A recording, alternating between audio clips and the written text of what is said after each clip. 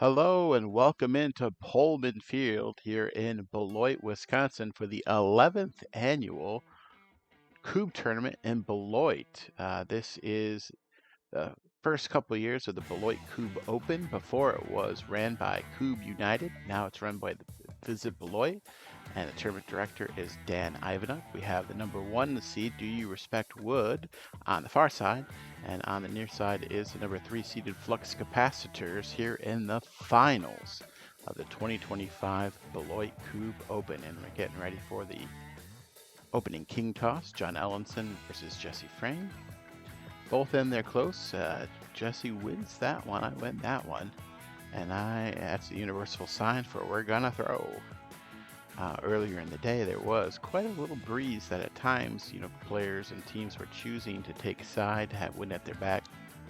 Here in the first 7 rounds and the first rounds of the playoffs, they were actually played out in right field, out past those canopies there, as Jesse misses on the opening 8-meter toss.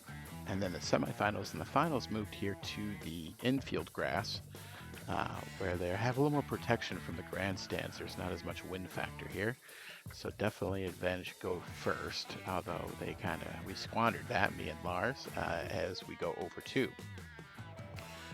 So Do You Respect Wood goes over 2, and that one hops, skips, and jumps its way over. Here's a little magnifying glass for instant replay showing that one go down. Joe's in disbelief, but he will definitely take that. We're going to use that little magnifying glass, instant replay and magnifying glass for some blasting and drilling later on, and see how we like that. Always up for new things. That baton just crashes out just before the 8-meter and bounces over. John still has 2 here. Jesse and Lars here for Do You Respect Wood played together earlier this year on Memorial Day weekend in Illinois in the Illinois Kubb Championship. John grabs that one. Finished second. So this is the second time that they've played together and their second finals together. And obviously Flux Capacitors play all the time together. Lots of great successes, lots of great wins. So pretty good matchup we have here. John really wanted that one. Chad wanted that one for him. Chad had a great showing too. They finished 4th place. They were beaten by DMK in the 3rd versus 4 game.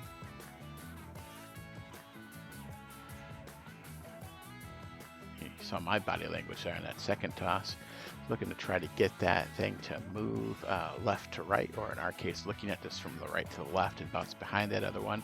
It did not, which will eat up another baton. Hoping to get it in 1. Do get it in 2. 2 good shots.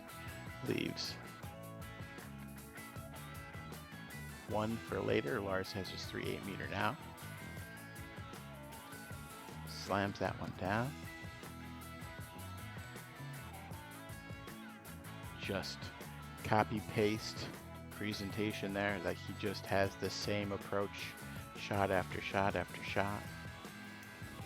Oh, that one hit right next to it, hopped past. Jesse still has 1. They got a good +2 round going so far. And I get another one, +3. That's a good turn there. It's our first look at that little magnifying glass thing here, as we will try to get a closer look at how those Kubbs hit the ground and react there. Just trying to hit that into the ground and have it go right to left, a standard cut for a lefty. That one goes a little much. So it's kind of all landed in there. He's going to have 1 rethrow there as it goes away for a second.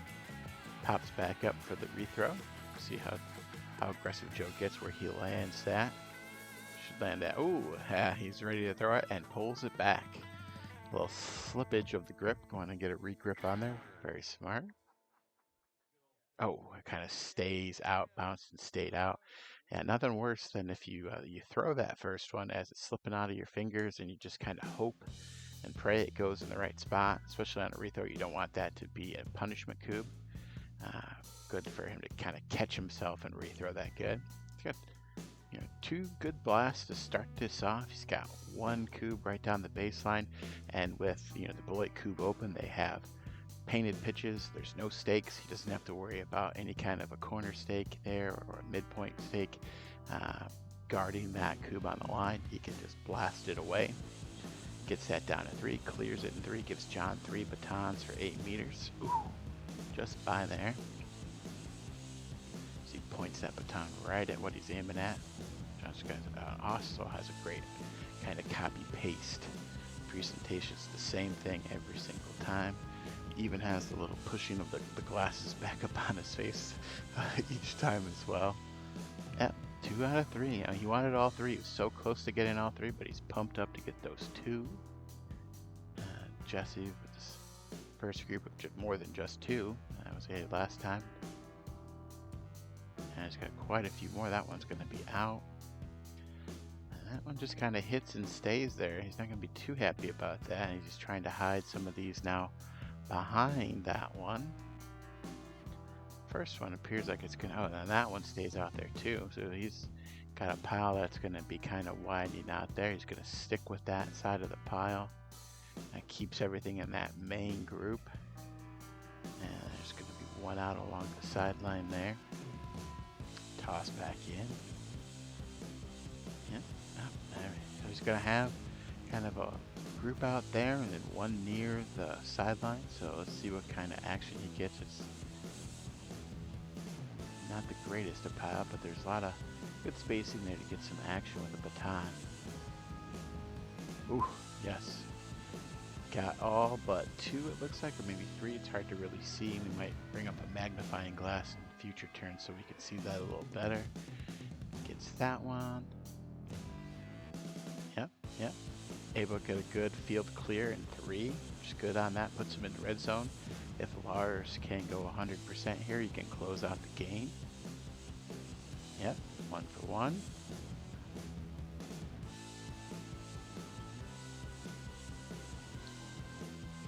A little extra wiggle there in that stance that time. Yeah, just a little different. That actually looked to be right on target. It just kind of landed short, hit the ground in front, and then vaulted over. Ooh, that one drops it right next to it. He was not happy with that, but now we get a look here with, I believe, 8 in play.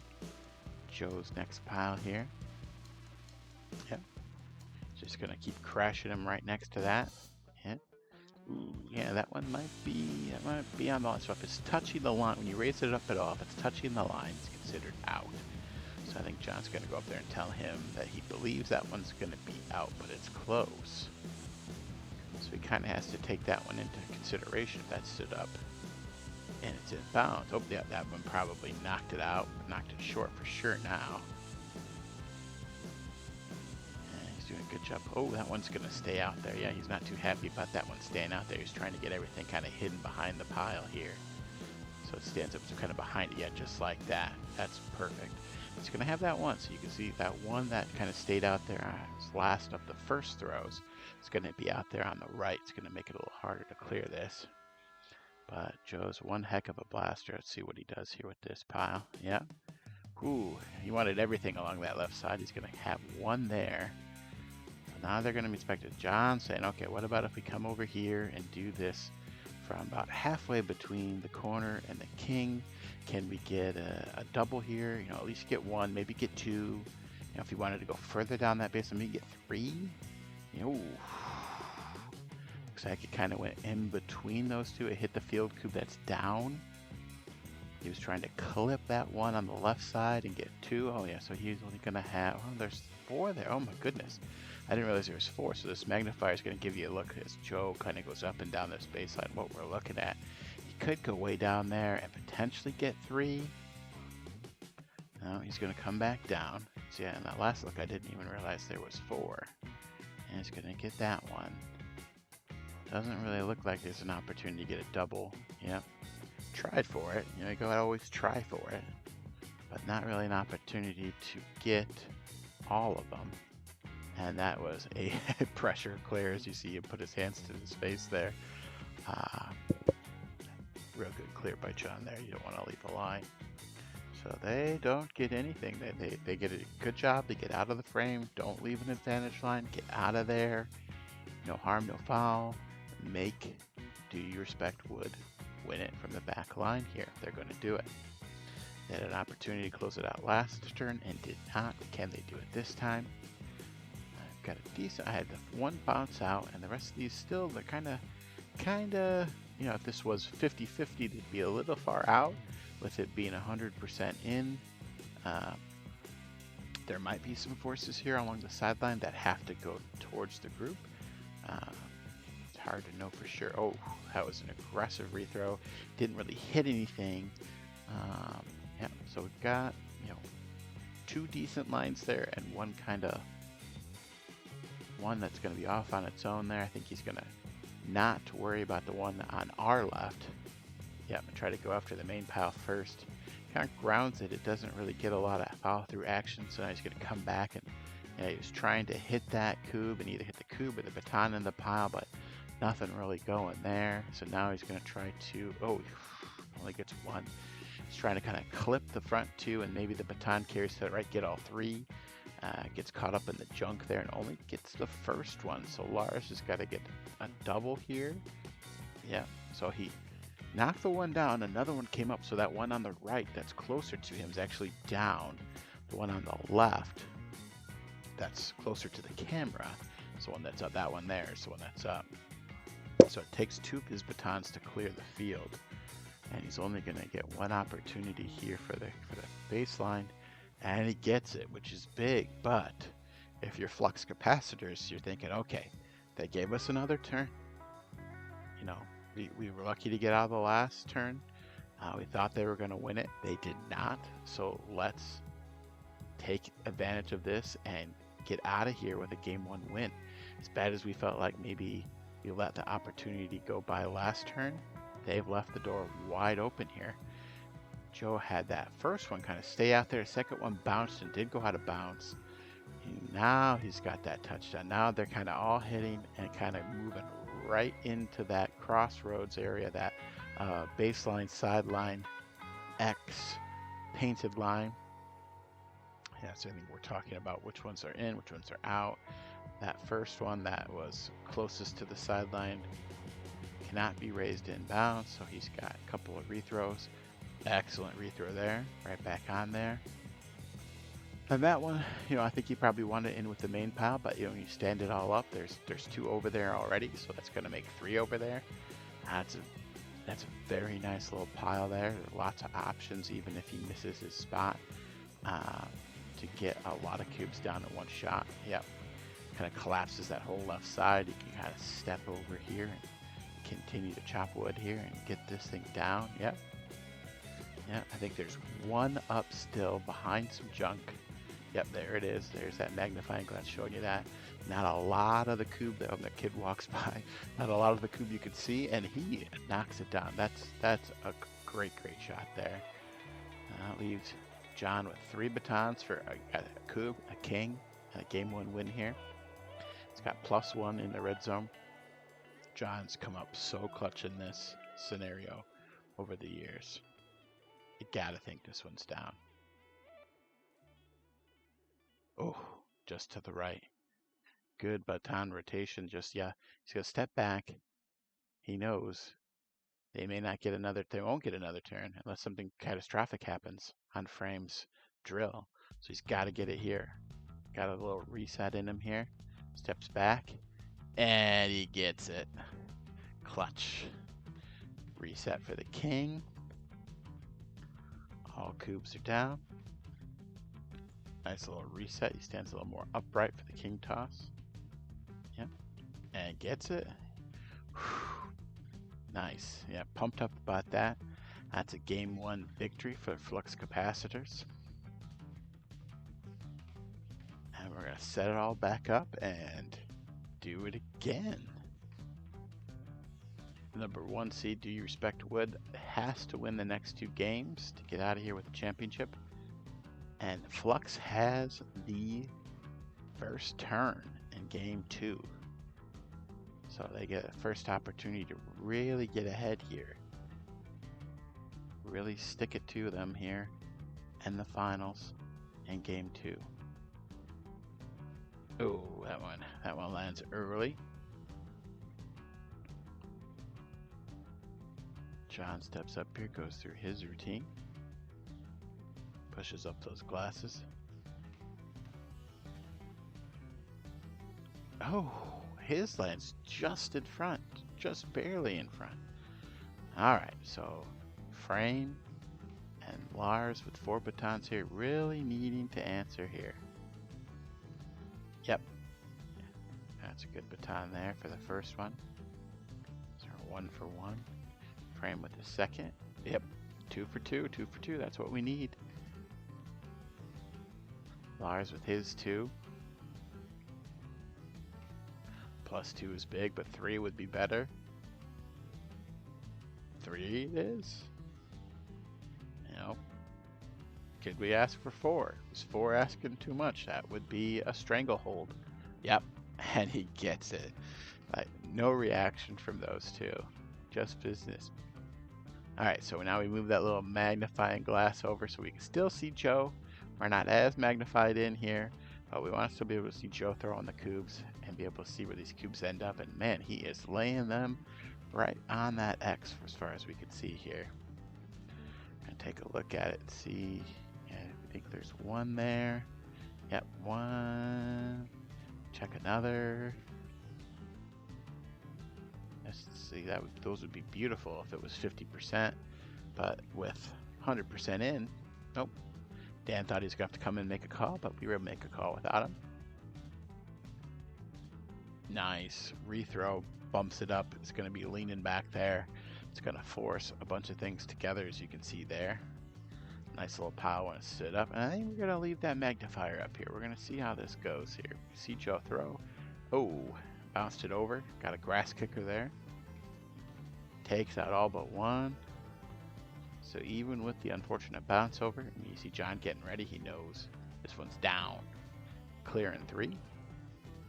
Nice clear, especially after, you know, that first baton can get you going down a rabbit hole of bad. Get back on track and get that clear. So now John with 3 batons here. See if he can swing the momentum back. Ooh, that one's kind of launched into the stratosphere over the top. Still got 2. Just to the right. So he's long, just to the right. How will he adjust throw number 3? Ooh. That one goes by 2, so he's kind of left, right, center on those, but centering over. So now let's bring that magnifying glass back over. So that's a long way over. Yeah, I picked a very bad angle to kind of record this from. Can't get further away from that corner where there's going to be action here in game 2. Holy cow, that cube rolled a long way. You know, I'm kind of known for having a lot of cut action. My cubes from where they land to where they end up sometimes can go a long way, but that one was ridiculous. So I got 2 rethrows here. Oh, that one's right along the sideline and being pretty aggressive. Oh, and with that action, I bumped that one out. So that was a rethrow that I bumped out with my second rethrow, trying to get everything lined up along the sideline. So that's going to be a penalty cube, which, you know, this is the turn where you don't want any penalty cubes. So, you know, they only have 1 baseline left. So regardless of where they place this, we still going to have the math in our favor as long as we don't mess too much up. I think we're going to keep this magnifying glass up here to see this blast along that far side. Ooh, just gets 1. Really looking for a double somewhere in here. Put us, well, there it is. There it is. Baton carried over and clanked that one down. So now we've got a penalty out there at a kind of an odd distance. And, oh, gets it in the first one. Very confident, very confident. So kind of similar to last game where Joe cleared and gave John 3 shots at the last cube and the king. I do the same for Lars. We have a miss just like John did. Second one gets it. And we're a king shot away from game 3 here. Kind of has that, goes down the line a little bit, and a solid king hit. And a quick game 2. Flux doesn't even clear anything off their back line. Blink and you missed it. That's what the number 1 seed needed to get back into it. So now, game 3, winner take all. This is it. Whoever wins this game wins the 2025 Beloit Kubb Open. And Lars starts it off with a nice baton there, connecting. I step up with my baton. Get it as well. Kind of struck it low to the ground and kind of collapsed it over. I didn't really strike it too hard there, but it went down. So Joe, yeah, puts 2 right out there. They'll be able to split, but will it be enough to keep it, to make it be 2 batons and not be 1 baton to clear it? So I think we might mess with keeping that magnifier up so we can take a look at this. Ooh, yep, just got the 1.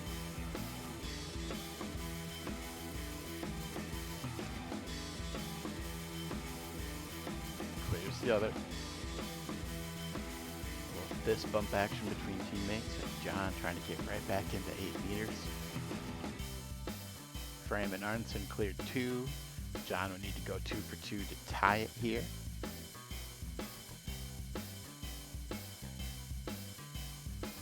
Crashes out early, doesn't get to the baseline. Same thing with that one. I mean, they're both hopping over the baseline. I don't want to make it seem like the shots are short. They're hitting short and bouncing over.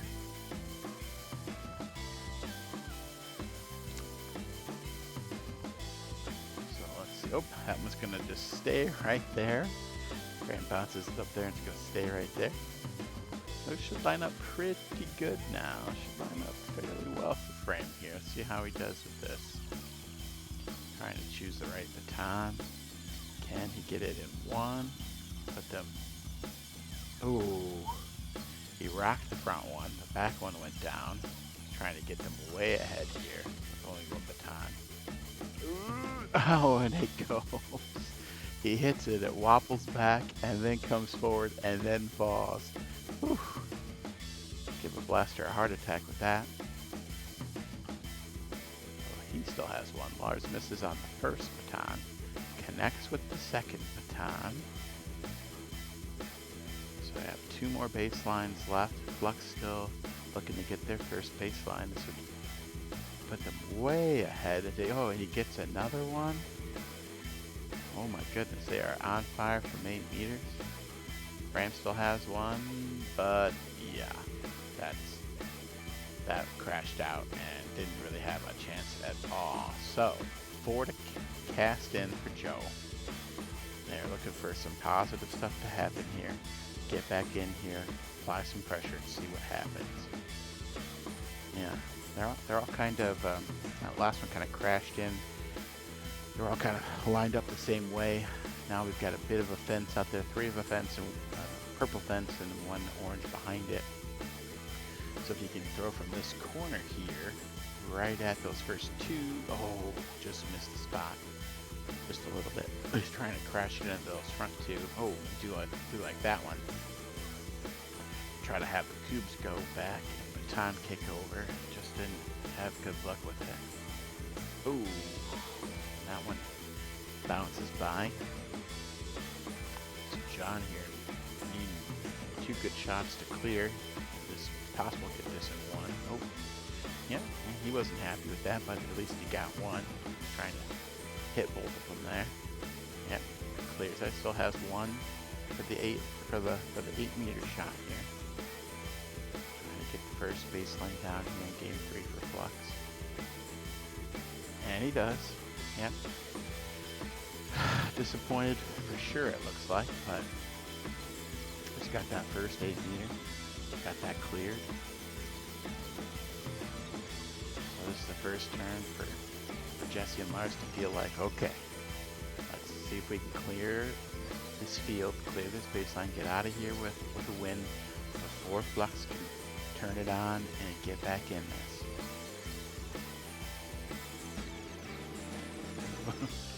Dropped that cube on the toss back from Joe.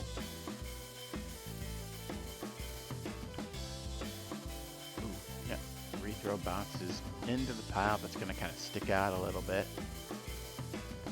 Yeah, everything else is lined up nicely. That one rethrow that bounced into the pile and stuck out, it's going to end up costing at least 1 extra baton here.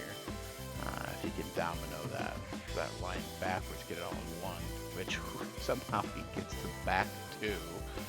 I don't know how you do that. Yeah.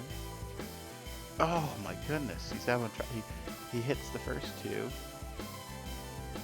One rocks back into the one that goes down, comes back up, and end up costing a whole nother baton. So Lars has to step in here, clear the last field, which he does. Now he's got to get the last 8. So we're now asking our 8-meter guy to get clear the field, get an 8-meter and a king to win. That's not too much to ask, right? Oh, that one hits just in front and goes over. And he gets it with the last 8. You know, you're asking your 8-meter guy to do a lot there. Asking me 3 different phases of the game all in one to win it. One miss was right on line. Just the rotation was a little off and hit in front and skipped over.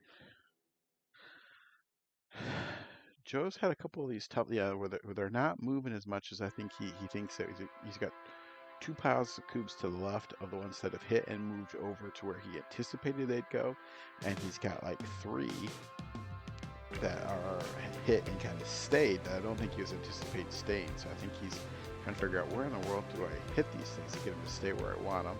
That one will stay by that pile, and that one too, but they're kind of sideways, so they may set up, and become kind of a fence again. So this turn again, he's got that kind of fence. I think he's looking for a good placement between if you're going left to right, the second and the third cube there to see if he can get explode down the line. Yeah, that's the spot he was looking for. Just didn't get quite the action he was looking for. You know, baseline clear, you got to kind of step down and take some risks. Oof, yeah. That's really, those first 2 shots, I think it's exactly what he's looking to do. He just didn't get the result he was hoping for, but he did what he was trying to do with both those shots. So now one baseline left, he hits the junk. So John's got to step in here and get that last field cleared. Yeah. Same thing twice in a row with baton rotations just slightly off, and it goes over and he clears it. Yeah. So frustrating when that happens. So now Fraim's got 6 to throw in here. Just gotta clear it, get the king, get out of here with a win. Sometimes easier said than done. You want a good pile, but you don't want to take unnecessary chances as well. Looks like there's going to be at least one rethrow here. I mean, it's kind of lined up along that sideline, looking good. How aggressive do you go with the rethrow? He's going to kind of step over, and pretty aggressive. Crashes it in there. That green gives his approval with clapping. Once again, though, when they kind of stand up, there's going to be a couple that kind of are raised up towards the king, are going to increase the number of batons it's going to take, but you just have to clear it in 5. Certainly it looks like it's going to be something that should be cleared in 5. No punishments, no bounce offs. That's pretty much all you can ask. Get yourself in position trying to win here. A couple outliers. He's going to try to connect to the main pile here. See what his approach is. Well, that wasn't in his approach to hit it short and bounce over. Ooh, 3. Yeah. So he got that first one and connected it. Ooh, I think he was trying to glance off a purple one. Oh, we're gonna make a smaller magnifying for Lars here. Needed a double. Oh, and he gets it. Look at that replay of that cube going, pushing it back, getting that double. So he's got 2 for the king. And there it is. Didn't need the 3rd baton. And you have your 2025 Beloit Kubb Open champions. The number 1 seed Do You Respect Wood takes care of business. Lars Arneson and Jesse Fraim win the match 2-1 over John Ellingsen and Joe Dekan for the Flux Capacitors. Here on the footage, I think we leave it on for a little bit as the players shake hands and we do a little bit of the podium. This was a very good event. It was definitely interesting to start the tournament in the hottest part of the day, hottest, most humid, sweatiest part of the day being the first few rounds, and then everybody hoping and praying that that darkness would come, the sunset would come, and that the storms would stay away. You can start to see as we kind of move this around, do some of the podiums, that there's lightning in the background. So right there, we've got Josh Dobby Feathers and Chris Hodges. They're in the red, getting their third place trophies. Chad Studi and Steve Dolan just got their fourth place trophies there, as the Beloit team gets these trophies that were made by students, 3D printed by students, and then the Beloit folks are getting pictures there at the on the infield at the pitcher's mound. And then Flux Capacitors getting their second place trophies here. Uh, there was a storm approaching from that direction, and you might be able to pick up some of the lightning strikes in the background as the storm is coming in as we pack up. There's some for us, some nice lightning for the champions. A little piece of the trophy broke off, but nothing major. That's fine. So Lars is actually from Oregon, Wisconsin. This is where I learned the guy on the clipboard is taking down our names and our hometowns. And I've been saying for years he's from Madison. He plays in the Madison Kubb League. We get up there and he says he's from Oregon, and I'm like the state of Oregon, and he's like, no, Oregon, Wisconsin. So there's some more of that lightning there. But it was, yeah, I'm pointing it out like, hey, aren't you glad we finished this up before you had to make a call on whether or not we were going to continue to play with lightning approaching the area? Um, but it was nice as sunset and the lights came on and it got less and less humid. It got pretty nice out there. It was interesting that, there was the sound of cicadas and crickets in the background. The Kubb crowd can be kind of quiet at times, and at times, especially when Dan used his phone to live stream instead of playing music, we had the loudness of the cicadas and the crickets we didn't have before. So there's the podium there. DMK is number 3. Uh, we had Steve and Chad finish 4th. Flux Capacitor 2nd, and me and Lars finish 1st. And that was your 2025 Beloit Kubb Open. Thanks.